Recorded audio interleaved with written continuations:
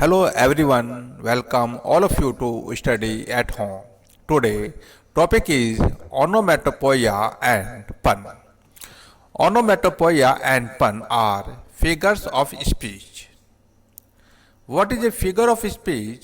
A figure of speech is a departure from the ordinary form of expression or the ordinary course of ideas in order to produce a greater effect. By P.C. Rain. Difference between onomatopoeia and pun. Onomatopoeia is that figure of speech in which sound suggests its meaning. ओनोमोटोपोइया एक ऐसा figure of speech है, एक ऐसा अलंकार है जिसमें sound से हमें उसका अर्थ, उसका मीनिंग पता लग जाता है। साउंड से ही हमें पता लग जाता है कि यह क्या है, इसका मीनिंग क्या है, इसका अर्थ क्या है। हेयर ग्रंट्स, हम ग्रंट्स की आवाज़ को सुनकर ये बता सकते हैं that it is a hog. Hog is coming. Hog means pig, sugar. I could hear the tick-tock of the big clock. Tick-tock, tick-tock, tick-tock sound suggests that it is big clock. TikTok की आवाज़ से हमें पता लग जाता है कि यह एक बिग क्लॉक की साउंड है। The curfew tolls the knells of a parting day. ये एक पोएम थी जिसकी फर्स्ट लाइन्स है, जिसमें कि ये दिखाया गया है कि अंग्रेजों के समय जो एक एंसेंट टाइम के अंदर जब कर्फ्यू को बताने के लिए कि कर्फ्यू का टाइम क्या है, स्टार्टिंग क्या है, पार्टिंग डे क्या है, तो उस समय चर्च के अंदर घंटी बजती थी, तो वह इंडिकेशन था कि that it is A evening time, तो सभी के लिए इंडिकेशन था।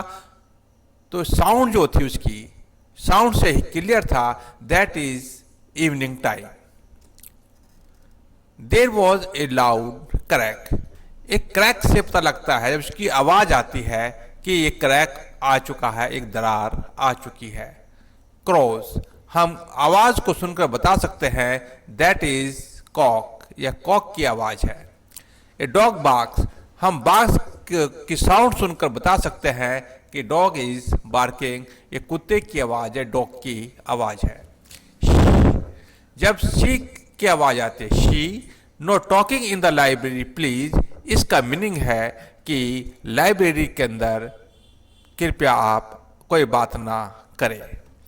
Grunts, tick tock, null, crack, cross, bark, she. These all sound that indicates what is their meanings. Now, pun. Pun means play on words. शब्दों के साथ खेलना, शब्दों का यूज करना कि एक ह्यूमरस पैदा हो, एक ऐसा मीनिंग हो जिसको कि अंडरस्टैंडिंग करना आसान ना हो। Pun is a figure of speech in which we use a word that has more one meaning. Pun एक ऐसा अलंकार है, फिगर ऑफ स्पीच है, जिसमें कि एक शब्द का अर्थ एक से अधिक होता है। We use words that have different meaning but sound the same. हम इसमें ऐसे शब्दों का प्रयोग करते हैं जिनके की मीनिंग डिफरेंट होते हैं, अलग होते हैं, परंतु साउंड सेम होती है, बोलने का जो ढंग है वह सेम होता है। Is life worth living, it depends upon the liver. जीवन लिवर पर निर्भर करता है कि वह कितना योग्य जीवन है। जीवन की जो उपयोगिता है वह इस बात पर निर्भर करती है कि लीवर कैसा है। Now liver has two meanings. Liver means it is the human organs, मानव का जो एक अंग है liver. And second, liver is means a person who lives, एक रहने वाला, एक व्यक्ति, एक पर्सन से लिया गया है। There are two meanings of lever. Ask for me today and you shall find me a grave man. मुझसे आज पूछो, कल मैं ग्रेव मैन हो जाऊंगा. Grave here also two meanings. Grave means गंभीर होना, मैं बहुत सीरियस हो जाऊंगा, गंभीर हो जाऊंगा. या फिर it may be grave. Grave means कब्रिस्तान, डेड, मैं मर जाऊंगा, इसलिए मुझे आज पूछ लो. There are two meanings of grave, गंभीर या फिर death. My cat is near the computer to keep an eye on the mouse.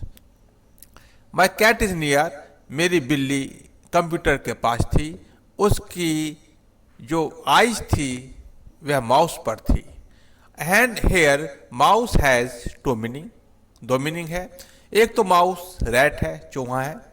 Second meaning, mouse is a computer device. एक डिवाइस भी होती है जिससे कि हम कंप्यूटर को डिवाइस करते हैं, जिससे कि हम, जैसे कि एरो है, ये जो एरो जो मूविंग कर रहा है ये हम माउस के द्वारा ही करते हैं, यानी कि it is a computer device.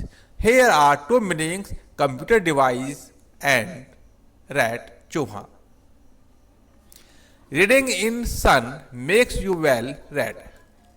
अब जो रीडिंग है सन के अंदर, धूप के अंदर, धूप में रीडिंग करने से तुम लाल हो जाओगे. रेड मीन्स लाल होना, आपकी जो स्किन है वह रेड हो जाएगी.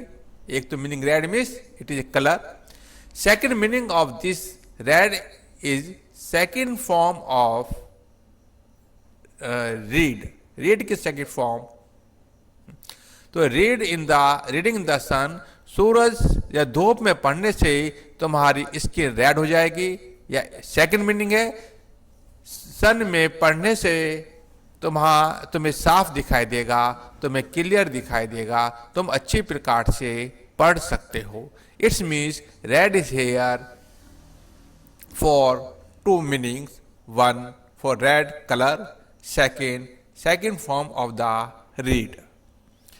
An ambassador is a man who lies abroad for the good of his country. अब lies एक यूज हुआ है, इसका मीनिंग है रहना. सेकेंड मीनिंग लाई मीन्स झूठ बोलना. अम्बेसडर एक ऐसा व्यक्ति है जो कि दूसरे देश में रहता है, अब्रोड रहता है, दूसरे देश में रहता है अपने देश की भलाई के लिए. सेकेंड, एम्बेसडर एक ऐसा व्यक्ति है जो झूठ बोलता है अपने देश की भलाई के लिए विदेश में, यानी विदेश में अपनी भलाई, अपने देश की भलाई के लिए झूठ बोलता है. So we can see that lever, grave, mouse, red, lies, these words has more than one meaning, and these are the example of pun. Now I think that it is clear what is onomatopoeia and pun. Thank you for watching this video.